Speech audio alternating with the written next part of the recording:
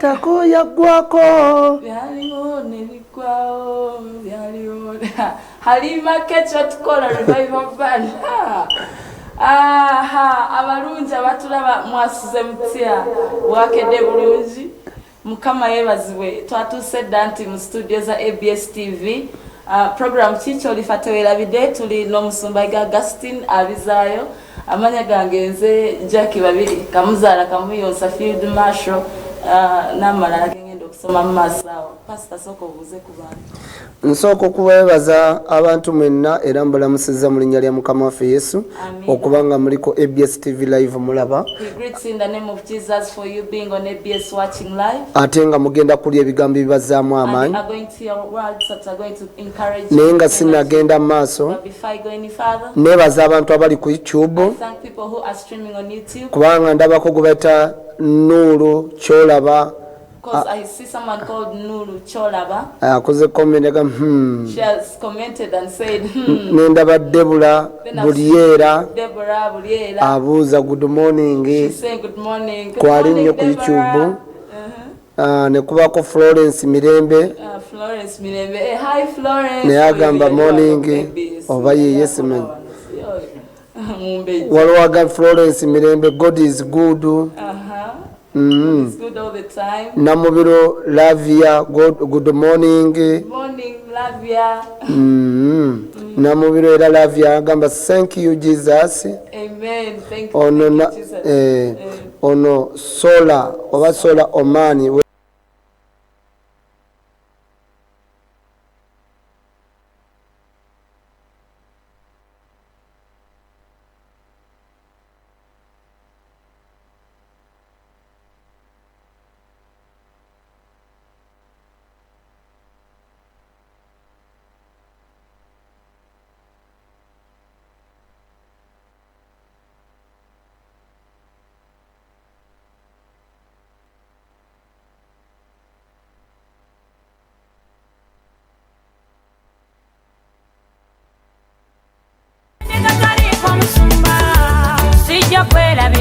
Omusawo yantumeswera enkazi mazima seerabira naye bwe yantumesira ensajja ekyasinga okunnuma ennyo nantuma omutima gw'enkukunyi omubiri gubunya amagirita wansi w'ekitanda bibbo omubiri gubunya amagirita wansi w'ekitanda bibbo bye nazongamu byonna nawunzika nga nkoze losi embagamaga netunula eri aninga endigataliiko musumba emusabudane newundaganya aninga endigataliiko musumba ewamama ofiina nagendayo aninga endigataliiko musumba ewakapompe eyo natuukayo aninga endigataliiko musumba eyemitwe esatu eyo nengifuwa aninga endigataliiko musumba ebbere lyokoonya nendinoonya aninga endigataliiko musumba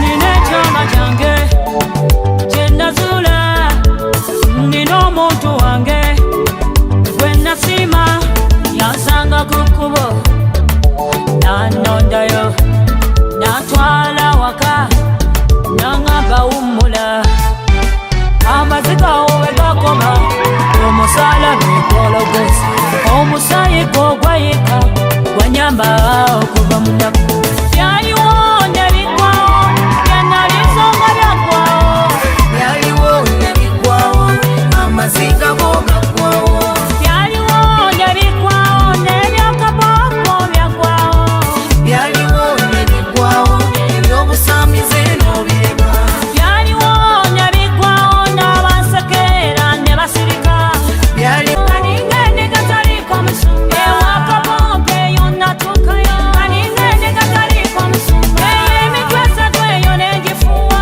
aninga endigataliiko musumba ebbere lyokoonya nendinoonya aninga endigataliiko musumba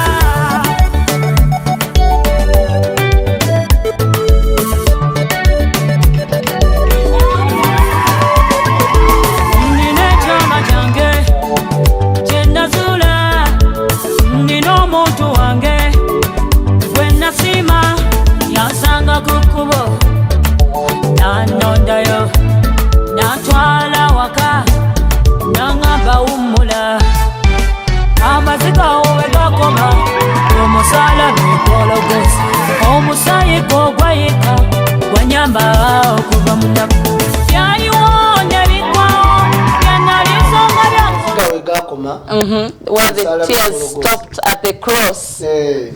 Ono namubiro Lavia sagambye musumba Yesu yebazibwe ndi mu man nkusaba onsabire family yange nange bambi.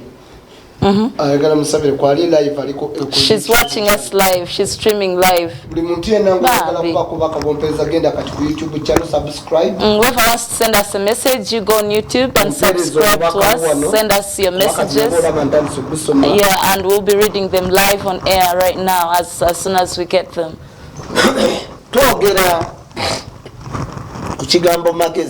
Yes. Ochiwulira togera ku kigambo ki amagezi yes wisdom bwe twatwogera ku kigambo magezi tutunulira tuddeyo wano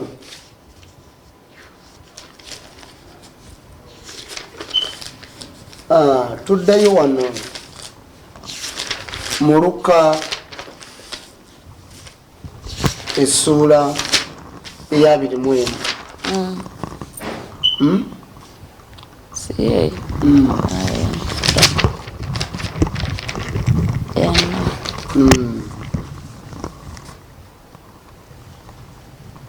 Message zikanga amazi. Katugende wa kwabi Luka essuula 2 nsomera. Naye leero lubaze. Tandikire ku lusooka. Awo lwatuuka ku lunaku lumu kwezo yali ng'ayigiriza abantu mu yeekaalu ng'abuulira enjiri bakabona abakulu n'abawandiisi wamu n'abakadde ne bamujjira ne boogera nga bamugamba nti tubuulire buyinza ki obukukozesa bino oba ani eyakuwa obuyinza obwo n'addamu n'abagamba nti nange kambabuuze ekigambo kimu mumbuulire okubatiza kwa Yokaana kwava mu ggulu nanti ki mu bantu ne bateesa bokka na bokka nga bagamba nti bwe tunaamugamba nti kwava mu ggulu anaagamba nti kiki ekyabalobera okumukkiriza munyankole yaze kusoma Luganda naye bwe tunaagamba nti kwava mu bantu abantu bonna banatukuba amayinja kubanga bakkiriza ddala Yokaana okuba nabbi ne bamuddamu nti tebamanyi gye kwava. Yesu n'abagamba nti kale nange sibabuulire mmwe obuyinza obunkozesa bino gye bwava. Amina. Munyankole ng'osoma Oluganda. Papa. Sacha Mukama. Anyway, kakati olwaleero luno today should I interpret? Interpret. Okay. Gamba ababalekanira abavira. Waliwo abatamanyi Luganda. Papa, tuli live by the way. Ku TV. Yes. Cause professional. Yatenda bonywa chai. It's okay ndoza kunywa chai. Abajudaya bano bakabona. Interpret. The Jews. Bakabona. The priests. Babeeranga awo nga banoonya ensobi. They were looking for mistakes. Mu Yesu. From Jesus. Naye nga tebanoonya bulungi. Not looking for good things. Obuli mu Yesu. That were in him. Era bwe bajja ne bajja nga beeteesezza omusiba ekibuuzo. And when they came when they had planned to ask him a question. Basobole omufunamu question. So that they could get basobole omufunamu kye baagala. To challenge him. They came to bafune omusango gwe bamuvunaana. And have a case against him. Bwe bajja ne bamubuuza. When they came and asked him. Sebo tubuulire. Tell us. Obuyinza obukoze ebyamagero. The authority that makes you do these things. N'osabira abafu. Pray for dead people. Ne bazuukira. And they raise back to life. Obuyinza obwo. That authority, that kind of authority. Wabujjawa. Where do you get it from? Wabujja mu ggulu. Did you get it from heaven? Nanti ki? Or not? Oba wabujja mu bantu. Or from people. Wabujjawa. Where did you get it from? simanyi okiraba ekintu ekyo twegamba nga tebatunuulira mirimu mirungi gyakola basically not considering the good works that Jesus was doing. omusajja azuukiza Laazaalo He has risen Lazarus. omusajja azibudde amaaso He has g'abamuzibe opened the blind man's eyes. balaba They are now seeing. No. ne bo banoonya nsobi But they are looking for mistakes omuntu ono zaakola that this person is doing. kati ekiringa ekiri mu Uganda ne mu nsi That's like zonna what's in Uganda or all around the world. eggulire That like news embwa yalumye omuntu that a dog beats somebody. embwa yalumye A omuntu dog beats someone. eryo teritunda That one might not sell fast. naye omuntu yalumye embwa But a person has beaten a dog. eryo lyeggulire erikola That ki one sells faster. eritunda That's the one that sells. okiwulidde kapa yanywedde amata But the cat drank milk. ekyo That tekitunda one does not sell. naye omuntu yanywedde amata ga kapa But someone drank cat's milk. ekyo kyekitunda Such news sell. okiwulidde kaka kyova olaba wali That's why you see bazze eri Yesu they've come to Jesus. si baali baavu bano They were poor, by the way, baavu bano and they're poor. tebalina kye They balina don't have anything they own. naye balekerera ebizibu byabwe But they live and forget their own or neglect their ne own. batandika okwogera ku bantu abalala They start focusing on ill talking. kati waliwo ndaba kati ku For ABS example, someone watching me right olina now. banneyibba You bo have your neighbors. bakusekerera They laugh at you. kubanga oteekako ABS Because tune ABS. bakugeya They talk naye about you bw'oteeka behind ku your back. mmeeza ne bwegeraageranya You nabo weigh yourself and them. tebalina kye bakusinga They're no better than you. bw'ajje You waayiga comes to pastor. tebalina kye There's bakusinga nothing they have that's baavu bali awo more to that. They're even poor. banaku They are very poor. ate boogera kuyiga Yet they're talking about pastor. kati be bano abantu bano So it's like these people in the Bible. baavu They are poor. balina ebizibu They have problems. balwadde They are sick. tebalina magezi They have no wisdom. mu kifo ky'okujja ewa Yesu n'ensonga Instead of coming to Jesus with a reason that has sense, bamusabe and abasabire they ask him abawe byali bye baagala blessings to get what they want. badda kumubuuza They started asking him, obuyinza who bwakola do you call yourself? wabujjawa How do you get the authority? What makes you do those? osanga oli alina ebizibu Find mu someone kifo else's ky'okujja problems. ebizibu byo ne bikolebwako Instead of coming here and your Oddamu problems are kugera. solved. Start saying, eyo empeta eyo that ring, eyo empeta gy'ayambala that ring he puts on. Yesu yagiragirawa Where did Jesus note it in the Bible? Where did Yesu he write it? yagiragirawa What did Jesus show it? tosobola kutegeera nkola za bwa You Katonda cannot cram the word kubanga ne bano bennyininyini Yesu because even these people, tebaamutegeera they never understood him. kati empeta yange tojja So you gitegeera cannot understand my ring. toligitegeera You can never get it. ate buli kiseera bwe nzijja n'okubikkulwa And kupya every now and then I get a new revelation kati ku about certain lwomukaaga lwa things. wiiki For example, Saturday this week, nazze n'okubikkulwa I've kupya come with a new revelation. amazzi aganaaziddwa mu Water that will mutwe have washed my head. ngenda gwa I'm going to give it gawa to abantu people. ojja kulaba nga mukama You see that the Lord nga asimuludde abantu has set people free. omukazi yakera ku makya n'akaaba The amaziga woman got up one day and cried, n'agatonyeza ku bigere bya Yesu and she dropped it, and she dropped them on n'akwata Jesus. enviiri ze She dropped the tears on Jesus' feet. n'akwata enviiri ze She used her hair n'azisiimuuza to ebigere bya cleanse Yesu Jesus' feet. kirina meaning It nene has nnyo a very wide meaning.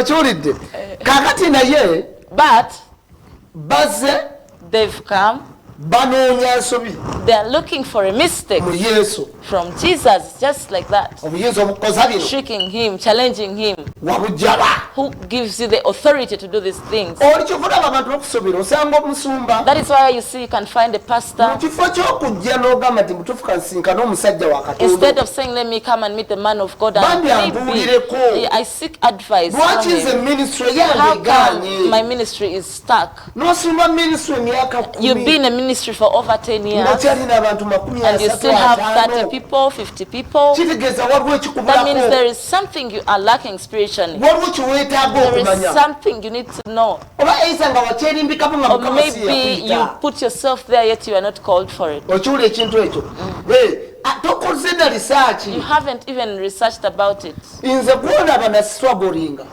I struggle. era kibayita amagezi kintu And kirabu what they call wisdom is kyobala something buli muntu for it. jangu nkuwa amazzi That is why I see everyone should come and I give you water that has passed my head. kati Yesu abantu bano Jesus, these people, bwe bamala okumubuuza ebibuuzo bino after they asked him, naye n'akozesa he obwongo also used his brain. He moved his brain. n'abagamba And he said, nange kambabuuzeyo ekibuuzo kimu kati nno kino kyolaba era nze nga sinabakolokoka naliko misango sango ku sitewoolo ne banteeka mu kaguli ne bandagiza mu bayibuli kati omulamuzi bwe yambuuza ekibuuzo ekibuuzo kyeyambuuza nange namuddisamu kibuuzo naŋŋamba nti ekibuuzo tekidda mu kinnaakyo naye mugamba wekitiibwa omulamuzi nina bwino ng'ekibuuzo kidda mu kinnaakyo kubanga wano mu kooti mulina bayibuli which means bayibuli eri kompaluzale kakati tubikkule ne mubikkulya Luka sula 2 ng'egamba nti Yesu baamubuuza ekibuuzo obuyinza obukoza bino wabujjawa naye n'abagamba kambabuuza ekibuuzo kiregeza ne Yesu yabaddisaamu kibuuzo nti okubatiza kwa Yokaana kwavaawa era omuntu yenna takulimbanga mbu ekibuuzo tekidda mu kinnaakyo olunyiriri luno ndukuwadde magezi and reason capacity ge mazzi gengenda okugaba wiiki eno omwana we agenda kubeera n'amagezi mu ssomero omwana we agenda kubeera ne reason capacity eme nze bwe natandika ekkanisa owuli ekintu ekyo nasooka neetabaala mu makanisa mangi nga nkola lisaaki nga mpulira enjiri ey'enjawulo naye ng'ekkanisa yange tegenda mu maaso ne ŋŋendako ewa Kiganda ne ntunuulira enjiri ye ne nfaayo nga mpulira ennyumidde ate ne ŋŋenda ewa Namutebi ng'akyali ku kizimbe kya basajja balaba ne ntuula mu gundi mu lunch time ye n'abulya enjiri nekwata kumanyi yaye aleekaana n'awuba n'akagulu mu bbanga n'awenjula akaviiri ati nempulira awo nna ndi ku lisaaki lwaki Mukama yampa omwoyo w'amagezi nakera ne mmanya nti okuvumirira omuntu si ye solution naye kola lisaaki omuntu oyo akusingako ki akusingako ki nga sinnamuvumirira bano basenyumba kikyabalemu okutegeera bano bapasa anti gwe toyagala mbyogereko ono senyonga ono kyekyamulemu okutegeera okiwulidde alowooza bwanaagula akazimba okuliraanya Kakande nti naye anaafuna abantu nga bakakande so kirungi okukola lisaaki mu kifo ky'okuvumirira omuntu noonyereza akusingako ki okiwulira ekintu ekyo kye bayita amagezi nasanga challenge mu mwaka gwa 2005 nasanga challenge gyesirabanga nalina ekkanisa ng'ekyali mu Kiwunya kati ekkanisa yalimu groups ng'erimu Abaganda erimu Abanyarwanda n'Abanyankole kati nga nze mbasumba bonnewa kakati ng'ew'omusumba gundi Mabirizi Pastor Mabirizi wali na Mungona nga waliwo lankyawa ngaliwo omusumba bamuyita Kenny mu biseera ebyo kati yatandika ekkanisa yenda eyo yava wa Kayanja kati nga waliwo lankyawa kakati bano abaana bange bonna n'abaweereza bakashemere baani nga tebava mu lankyawa ya Kenny kati ate bano abalimu Olunyarwanda Lunyankole wali kujja nine nansana waliwo omusumba bamuyita Stephen Mugisha Lunyankole naye nga abamotoka gabeera wali nga bano baweereza nabo nga bakulumuka bagende wa mugi kakati okubanye bannange challenge z'amaanyi kakati bano abasabira wa Keni bwe bajja ng'omusumba bwe banyumiza bawaana Keni muzeeyi Keni alagula n'akubulya n'ebiwalidde koze ng'ampulira nange neefunamu obujja nengamba bano kati nze tebampaana bawaana basumba balala naye omwoyo w'amagezi nanzijira neŋŋamba singa nkera n'embeera agenesiti to Keni n'obutono buno obuliga bwe nninawo bujja kunzirukako bugende kyenasalawo Mukama nampa omwoyo w'amagezi nentandika okwogera mu maaso gano Keni musajja wa Katonda waaw Mukama amukozesa naye nga nange buli kinnuma bawaana musumba bulala ate nga nze musumba waabwe nyongereyo munange mbandi awo ne baana abalimu olunyarwanda lunyankole omanyi omunyankole w'omunyarwanda atatereza Luganda nga yawaanye muntu nga yawaanye omuntu ayibamba yiwe Mugisha okumusiiza nakulya byona gyoli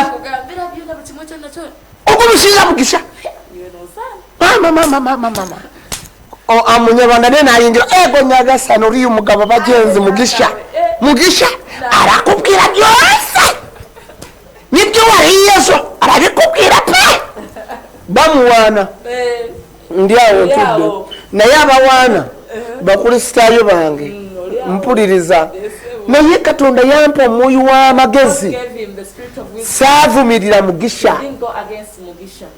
nakera ku makya nenoonyeze nga nti abantu bano ki kye bakola ekyenjawulo kyesusobola kukola neesitulako neŋŋende wa Keni waliwo omusumba mabirizi ng'ekanisa tennadda wano ekyemmanga naye ng'ekyaliku waggulu awo nga ku muvula abamanyi omumanyiwo kati neŋŋenda nentuula ngenda okutuuka eyo ng'obuliga bwange bwonna bano bano abaana bakashemere bonna nga bali wali yes bawaga Keni ayogera kimubiri waawo ne bayimirira neŋŋamba kale balabye wange tebayimirira kyokka wa Keni bayimirira nempulirwa nno ennaku kati nentuula kati n'agamba muyimirire muteeke emikono mu bbanga kati nze ndeeta olugezigezi n'obusumbasumba mbu anti nze ndi musumba ne bwesigala nga ntudde omusajja yali tammanyi yamboggolera oluboggolera ate gwe ssebo toyimirira wali wa kitalo nnyo nempulira nga nswedde nga n'abakristaayo bange bali omwo nange nenyimira nteeka emikono mu bbanga bashaka mama kakati enkuba nejetonya nabbi n'ayagira abantu mugende ebweru enkuba bakubeko egyo gyemikisa mukomewo kakati nze ndi musumba ndi mweri proud eŋamba kakati neŋamba nga nogenda mu nkuba dde mwamboggolere nga luli bwe yamboggoledde nange nembawerekera nembanga atuuseeyo nensiya nyange nekola bwenti naye nga wonna ndi mu kunoonyereza Keni ansinga ki owulira kye bayita amagezi saamuvumirira saavumirira Stephen Mugisha wabula nasigala nsaba Mukama nange anfuule omuntu ow'enjawulo kati abantu abasinga obungi awe basangira obuzibu mu kifo ky'okunoonyereza n'ogamba waayi kaŋŋenda omuntu ono mwebuuzeeko ndabe kikyansingako oba kansabe Mukama nange ampa amafuta agaleeta abantu be nze njagala kutegeeza nasumba ekkanisa I Emyaka pastored eki? church 2 years. Okuva 2004 From 2004 mpaka 2006 up to 2006. naye nga nsumba abantu amakumi aga While I was pastoring 40 people. nga tebeeyongerako Not increasing. naye nga nze gwolaba But as you see me, nfaayo okulaga abantu omukwano caring, nga ndowooza osanga kyekinaaweza abantu mu kkanisa will attract more people to come to my church.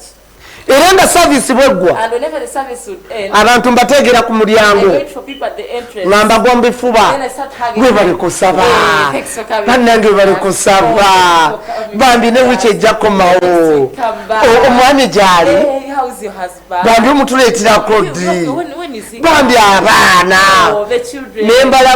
nembalago omukwano I abantu showed them love. omwaka ne guggwako That ended. naye nga They tebeeyongera were not increasing.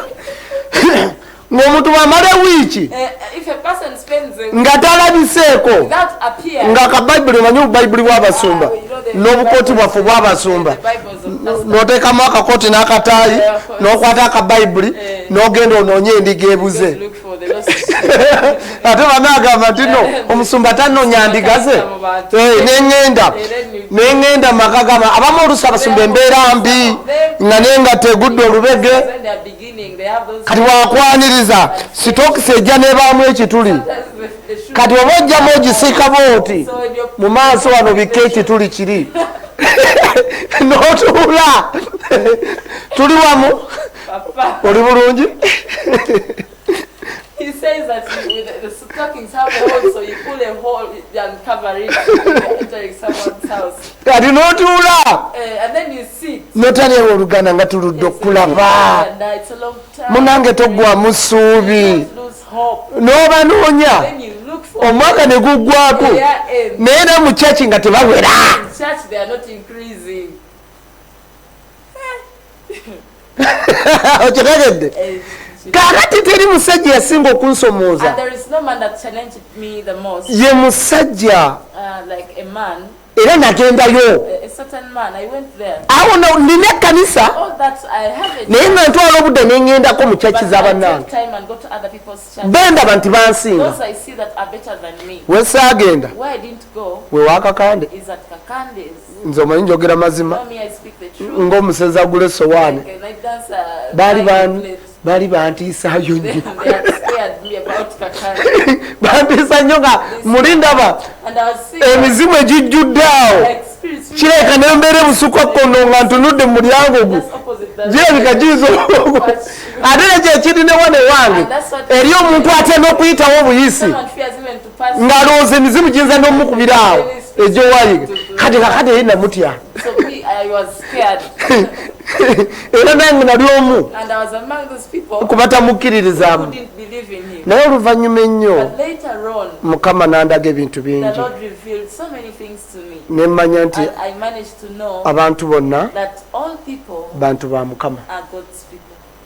kati omusajja So a man bamuyita Stephen Sozi is called wokaleerwe namwagala nnyo I loved him very much. oyo ye nagendayo That one I went there. teri kyansoomooza Nothing that challenged me. nasanga omuntu ali wali That very many people, naye nga ye musajja ateeranga ku rediyo yet is a man who does teyeeranga ku tv nga ffe zino zitubeerako ne tuleekaana be on TV like this ones would be making noise, no? oli omusajja The other man for him. kati ne ntuula mu saaviisi ze I sat in his services. nagenda okulaba Then I realized batulagira okuzibiriza amaaso they are telling us to close our eyes. tanatuuka He katuuti has not yet come. atandikira eri mu nnyumba okwogera Like from a house which is in a distance. I delegate your people, Holy Father, before you. Abantu mbawaayo mu maaso go mu mikono gyo. N'owulya presence yonna ng'emamidde ekifo You feel the whole. baatugamba okuzibiriza Then they told us to close our eyes. nze saazibiriza Me, I did not close nasigala ngola bwenti ndabe agenda kujja nga kimenke kuba naye baali bamwogerako bingi agenda kujja nga ayambadde eddiba lyengo Is he going to come in a leopard? agenda kujjira mu bbanga obugere nga bufudde Is he going to come on his upside down? nze saazibiriza Yeah, I didn't close my eyes. nagenda okulanga akkirira okuva bwati yali nju I saw him coming ng'avanga mu galagi naye ngeno yonna ekyerereza abantu badde bati to the garage. najja ne mukyala wa muvaako emabega His wife, mami we Judith had him. Sozi Mami Judith Sozi. n'agenda katuuti abantu bonna nga bazibiridde And all people had closed their eyes. awo nenkoppawo Then I took that. awo nenjigawo neŋŋamba ate ono nga wanjawulo abasumba abasinga obungi twagala nnyo pride eno katwaniriza omusumba waffe bananga obugalo omusumba n'alinnya waggulu katoote naye eno yajja muzibiridde bwe yamala okukola service nalaba amafuta agali wali bwe yamala okukola service n'atutwala mu kusaba muzibirize twagenda okuzibula amaaso nga katuuti ye yavuddewo dda yazzeeyo dda mu kasenge kakati n'agamba if you want to meet a pastor get envelope from ministers envelope funa embaasa nagenda okulaba abantu ng'ennimi zaabwe bali ku mabaasa abateekamu emiliyoni obukadde obubiri mitwalo 5 bakola batya ennimi basiiringa naye nkulabira layini okuva wano mpaka eri bonna basimbye layini okusinkana omusumba sozi mu kasenge obujja ne bunkwata neŋŋamba ono kisooka abantu abaddukako buddusi n'abeekweka abaleka bazibiridde n'avaawo n'agenda nze abange bwe mmala saavisi ntuula katuuti ne bajja ne bambuuzaako bwe mmala saavisi mbateekera ne ku mulyango nze abeenoonyeza naye ono tabanoonya bamukwatira na ssente okumulaba kyansoomooza nnyo nenvaayo nga nyiize neŋŋamba nze abange ne mbalaga omukwano naye nga tebawera oli abaddukako obuddusi ne batuuka n'omuntu olya ssente okumulaba navaayo nyiize nenyingira mu kusiiba kwa nnaku 40 nga mulimu n'omunaana ogwa dulayi nensaba nendyoka nsoma ekyawandiikibwa nga Yesu yatuuka ekiseera ne yeekweka abantu ne bamunoonya ne bakwata amaato ne bamutaayiza n'atuuka n'okubaduulira nti manyi munnoonya ku lw'emigaati gye nabakolera ne mulya munnoonya olw'omugaati awe najja okubikkulirwa nti omuntu olina okubeera n'omugaati abantu gwe bakunoonyaako olina okubeera ne ssente abantu okusaba emirimu. If you don't have money, no one will look job in your place. Okategedde akantu ako kakati nemmanya nentandika okusaba Mukama nampa amagezi nampa amaanyi okuba nga nsabira abantu nange nentuuka okubeekweka nagenda okulya nga baweza muzeeyi waliwo abantu baagala okusisinkana neŋŋamba ekyo nange kabatandika okunnoonyaako so sinze kubanoonya ekiseera kituuse nawe wali ku TV ekyokunoonya abantu be bagenda okunoonya era njagala okukakasa bw'oba olina omusajja nga badde akumanyiira gwamukubira amasimu buli kaseera takwata akufuula bize njogera ng'omusajja wa Katonda stop it tomukubira simu tomuweereza message bwe weesirikire Katonda gwe tusinza okuva olwondabye oyo yennyini yagenda okwenoonyeza Katonda kakuwa omugaati buli muntu yenna neyekyamako ewuwo alina okudda akunoonye eyakyamako ewuwo ng'oli mukazi alina okudda kale so bwe kityo nti Mukama n'agenda nga nyimusa kept on nze yali anoonya abantu the one who was looking for people. ku ssawa yali bw'oba tulina mitwalo 2 Right now, if you don't have mitwalo 10,000, 10 you can't meet me. tosobola kusinkana pastor. simanyi ekirabo ekintu ekyo See that? ate lwaki kiri bwe kityo And why is it like that? lwaki kiri gojolabe You find out. some churches Amakanisa agamu. abawoza ffe tusabira bwereere Those who say for us we era pray, temuba byamagero there are no miracles. temuba byamagero There's no deliverance. ebimu kye tuyita What we call testi okugezesa.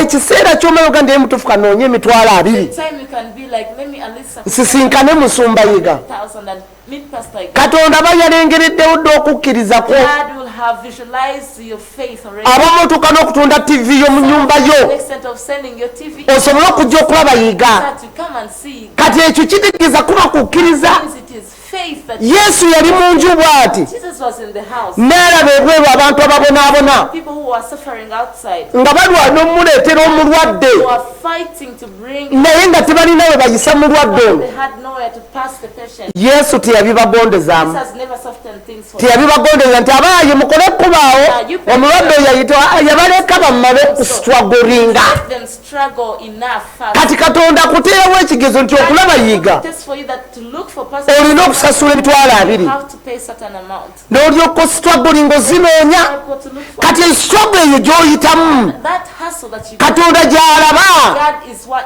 that's what God considers. n'ogenda okujja nga mukama yakoze dda gwe nga tonnakimanya naye yalabye okukkiriza okuli mu ggwe He has already seen the faith that's seen you. okiragedde ekintu ekyo nga njogedde nnyo Yeah. kiikyo olifa Tewelabidde Katsoke tugendeko mukumbula. lindako abantu sooka balagirire Abantu balagirire bw'oba tomanyi Kawaala gyesangibwa gwe jangu mu Kampala mu kibuga onoonye awali Namirembe buuza wali Namirembe Road Taxi Park. Bw'otuuka ku Namirembe Road Taxi Park we wali taxi zigenda e Kawaala bagamba ogenda wa pasita egaali zaayo bajja kuteeka awo ku kyaki wenyini. Tubeerayo buli Lwakubiri pasita egabeera ne counseling ng'alaba abantu mu office omu ku omu. Olwokusatu tubeerawo ne service ey'abatayagala kulabikira ku TV by the way. Ebeerayo buli Lwakusatu etandika ssaawa 10 era togisubwa. Olwokuna wabeerawo counseling Olwokutaano tulina Friday night jangu tusule mu kusaba. Olwomukaaga tubeera ne counseling ate ku Sunday era tubeera ne miracle moment. Jangu tukungane ffena olabe Mukama biki byakola mu bulamu bw'abantu. Obulamu bwo bugenda kukyuka. byaliwo ne biggwawo njagala They beat it. Regan, baluddemu beat it, the song. olulimi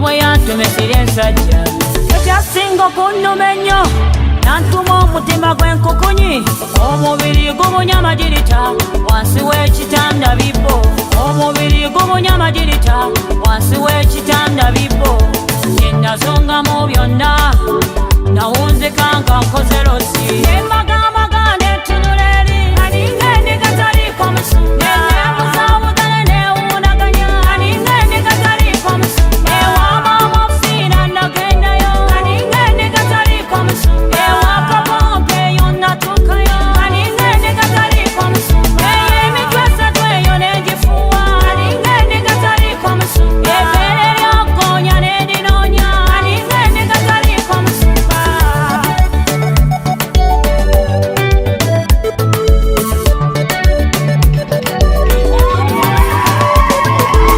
nina ekyama kyange kyendazuula nina omuntu wange gwe nasiima yansanga ku kkubo nanondayo nantwala waka naŋŋamba wummula amaziga we gakoma omusaala nekologosa omusaayi gwogwayika gwanyamba okuva mu nnaku byaliwo nebigwawo byanalisonga byaggwawo byaliwo nebigwawo amaziga go gaggwawo byaliwo nebigwawo n'ebyakabooko byaggwawo byaliwo nebigwawo ebyobusamize n'obireka byaliwo nebigwawo n'abansekerera ne basirika byaliwo nebigwawo abalabe bo ne basirika byaliwo nebigwawo ebyekibaala nabivaako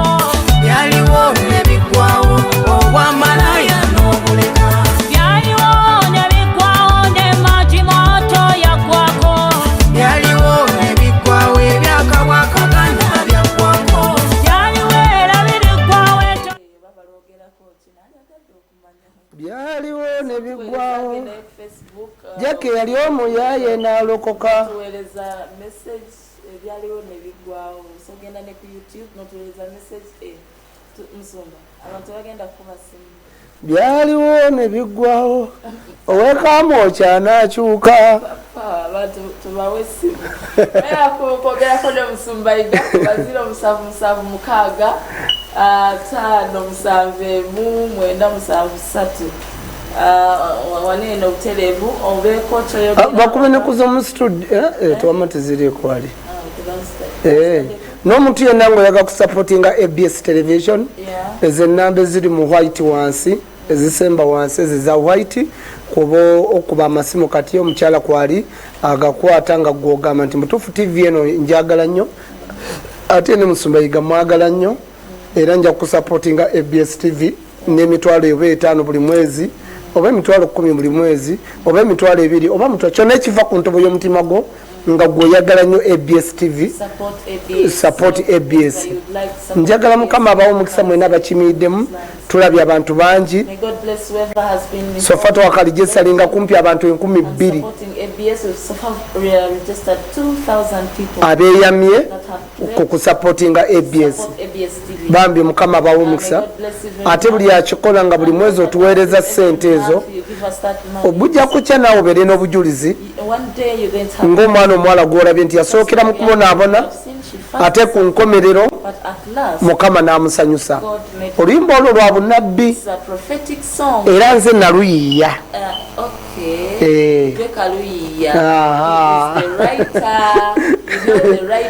kyebayita ekirabo ekyamagezi jangu ku lw'omukaaga lwa wiiki eno ofune amazzi agavudde mutwe gwange revelation mukama yagendazeeyo nga bangi oliko ebisiraani muntu akulaba bulabi bwati n'akukyawa oba otali nsonga yonna kale ekyo ekintu kirina okuvaawo mu bulamu obwo nti omuntu n'akukwanyeko obukwanyi nga temunagenda wala amala n'akusuula waawo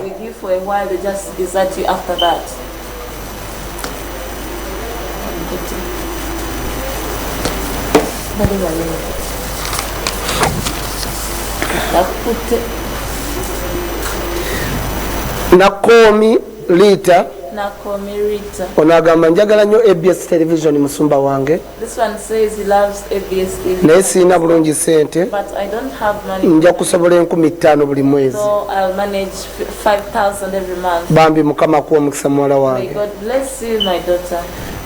Barije Saluson Barije agamba musumba wange sirina sente says, my pastor, I don't naye have nja money, kusobola 2,000 buli mwezi but I'll be able to have 2,000 per month. mukama kuwa omukisa May God bless you. mwesigwa Ruben yeyama 15,000 buli mwezi era kati yazisindise Pledged 5,000 every month and he deposited it. ayina embabazi Charity Ainembabazi Charity yeyama mutwalo yasindise mutwalo pledged gumu 10,000 and sent 11,000.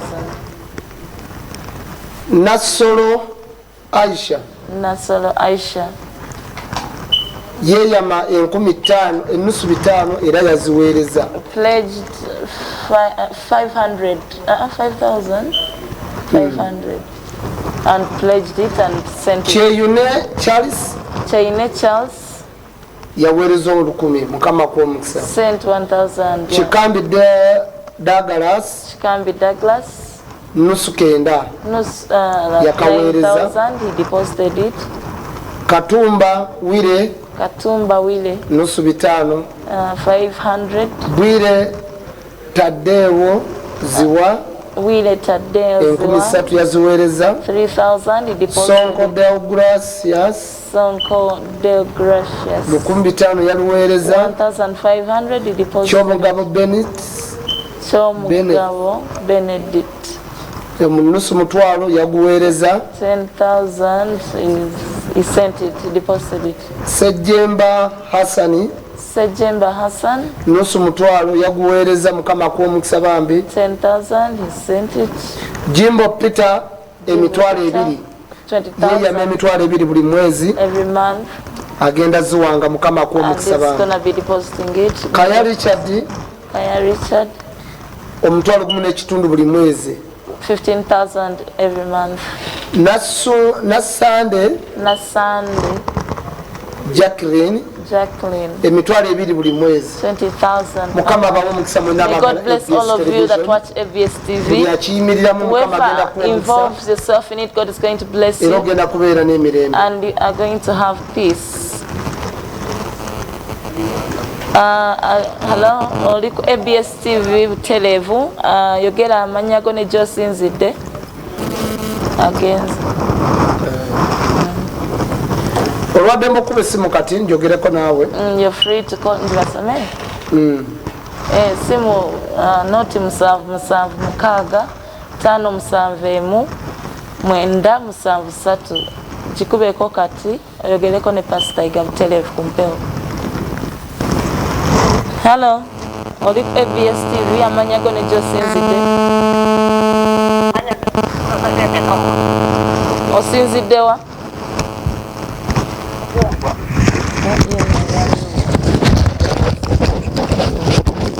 Osinziddewa? Nsinzidde Kyegegwa district. Ye mukwano obadde ogamba ki Musumba? Erabidde omukazi okusasa n'atya akasente n'asasasula. Ogambye ki?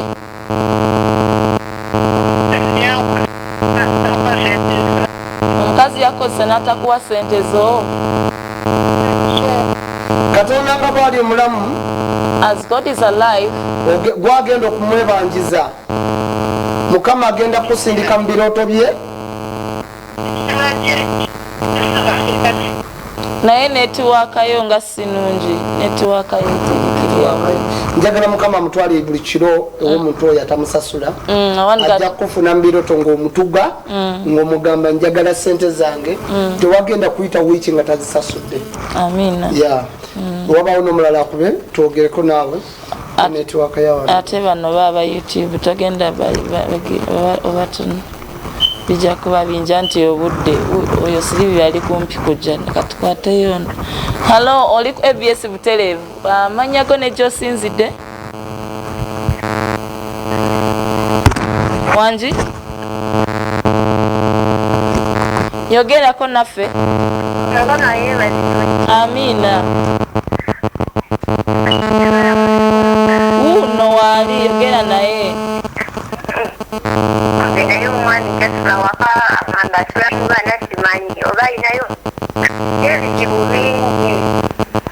Osobola okufunako ekifaananyi okindeetere?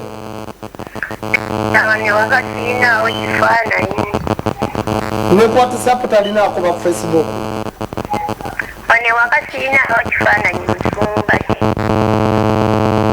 Kakati kyojja okukola ojja kujja onsisinkane musumba okujja sikiganye naye embeera gyesinadde ekikulu. kale jangu nkuwadde ofa jangu ku lunaku olwokuna nkuwadde ofa jangu ku lunaku olwokuna ojja kunsisinkana ku lwokuna. Amanya go gwani? Amanya go gwani? Obeerawo? Kale ojja kujenza kulaba tofa. Kale mukwano bulijjo lyonna omuntu yenna nga olina okunyigirizibwa okutategerekeka. Whatever witchcraft or anyone who has any sort jangu ku lwokubiri lwa wiiki operation that you don't understand, come on Tuesday this week oba ku lwokuna lwa or wiiki Thursday ku lwomukaaga lwa amazzi or on Saturday you have ate era nawe nja kusinkana abantu omu ku omu. I'll also meet people one at a time while I'm giving you water and telling you what you have to do for God to set you free. Hello, Oli ABS TV Butelevu. Amanya go nejo sinzide.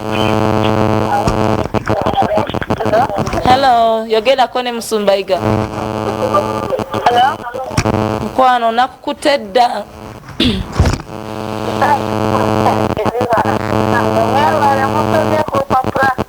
Tusomye ku mpapula gwani?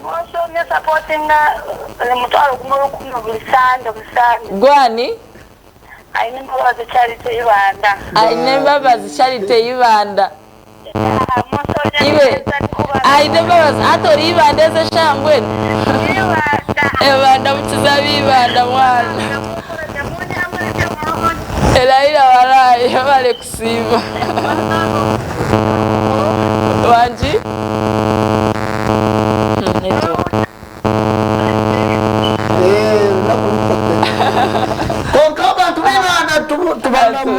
tubala mukikiza bakuletere enshaki bandeetere ensaasi eshaki bana nina obuzima buyigiriza musumba olulimi olwo kwate eno musumba ndooza tuve wano enshaki eyempanga enkoko empanga yensaasi enshaki awo tuba tugenda sula oli ABS twakutte yogerako ne musumba. Hello, amanyago ne josinzide.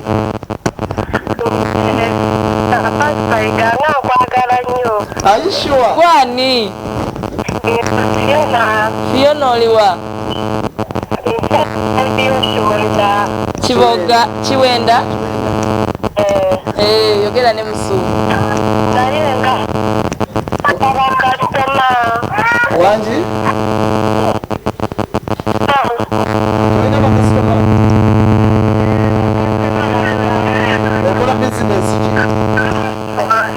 Okola business ki?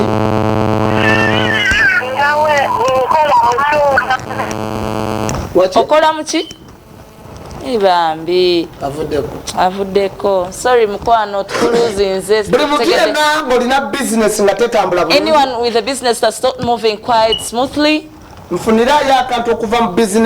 something from your business, your shop or something, and bring it tomorrow on Tuesday or Thursday this week or on Saturday this week. Come with it. Get something that you know you'll not sell, in that after I pray for it, you take it back, you put it somewhere in your business, somewhere. You come back with a testimony and you prove that Pastor Iga was truly called by God. Come on Tuesday this week or Thursday this week or Saturday this week of giving water of a blessing.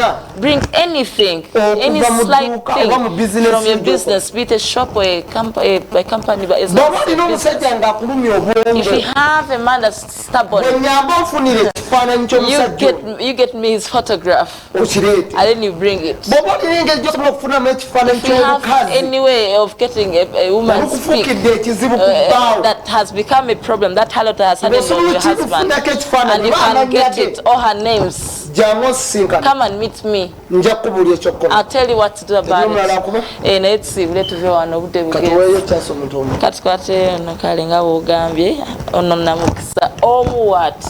Hello, tukutte oli ku ABS amanya go ne gy'osinzidde? Gulu. bulu mulaba ABS Uno yogera naye. bulu ABS mugirabira ku dikoda ki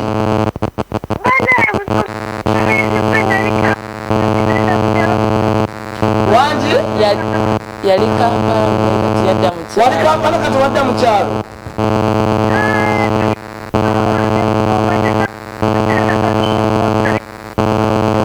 asatu mu lumu Tugenda kubeera wano ekawaala Tugenda beerawo. asatu mu lumu ekigenda okubeera wano ekampala kawaala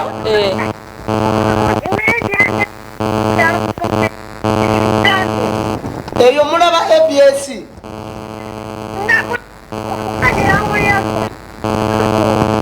zuku zuku ewambi abazuku baagala ABS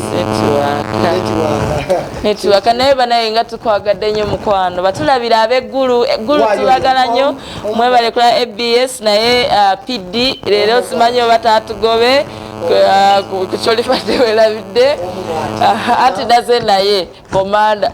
Halo tukutte oli ku ABS TV yogera amanya go ne gy'osinzidde. Amina. Ani ono? Ani ono mukwano twakukutte?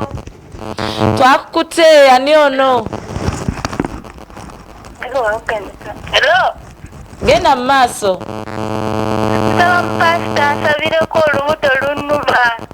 olubuto olukuluma osinziddewa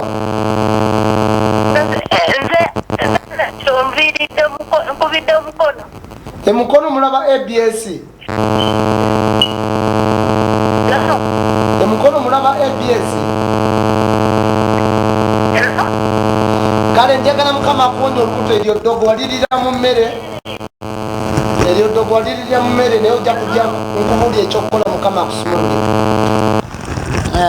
oba kiwulidde musumba kugambye eryo ddogo mu mmere naye ojja kujja oyo kati bawedde banaye katuve wano mu nyambe Regan mwebale kubeera naffe ku Kyolifa Tewelabidde tugenda kubeerako olulala ekya on 31st tosubwa jangu ekawaala ogenda mu tawuni e Kampala n'olinya taxi ezijja ekawaala n'obuuza paka ya Mirembe Road n'obuuza mubuulize muke zigenda ekawaala ku kyakya Musumba Uganda ate gwayagala okwagira ABS TV kuba ku namba ya MTN eza Airtel ne MTN eziri ku screen yo saawa eno zoba okubako otubuulire kyewetaaga okwagira ABS TV. Olunaku luba lwakubiri olwokuna n'olwomukaaga zennaku zesinkanirako abantu ng'ali omukwato naawe so nabwekityo. Hello.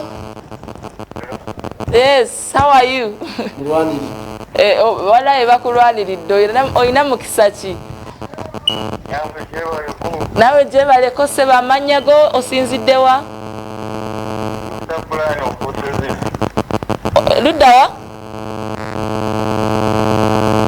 Oliwa? Oli Mukono. Brian? Yogerako ne Pastor Iga.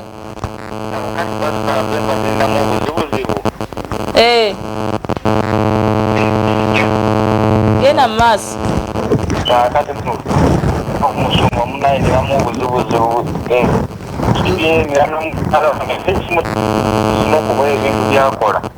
Omukyala simutegeera alina ebintu byakola alina ebintu embeera zakyuka ewaka nekitegeera oba kiva ku kati amazima go nti bw'oba osobola mufuneko ekifaananyi bw'oba osobola omupeereza n'ojja naye jangu kubanga nina omwoyo gw'endabo gwayingirawo makati gammwe omukyala takyalina fiiringi zizo ago ge mazima amatuufu waliwo eddogo eryaleeta ekizibu makati gammwe eddogo lyabuza fiiringize tayagali yaddala mulamu bwe n'okumukwatako jangu nja kukubuulya ekyokukola mukama akumyewo lampu eyasooka obeere omuntu oyeza kubanga temusobola nakulakulana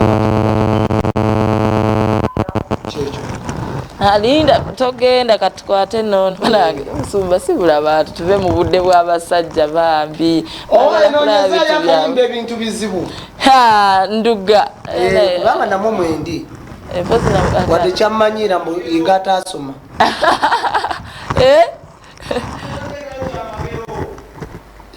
bannaayi abaana babadde kyabe tekatukwate mwemunamanya munatuka alo tukukuta oli ABS TV buteleevu amanya go osinziddewa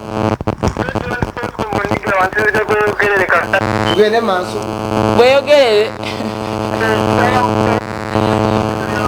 bano bamaneja bawano batugobye ku mpewo tugenda ate nze nalwanirya ate nga gwe walwanirya TV eno okugisaako naye bakugobaga kati nze nange nze simanyi naye mubutuufu ekintu ekyo nange ate nze ndi ku saidi oyo naye ngaobudde bwo bugenze ogenda vaawo pidi wuyajja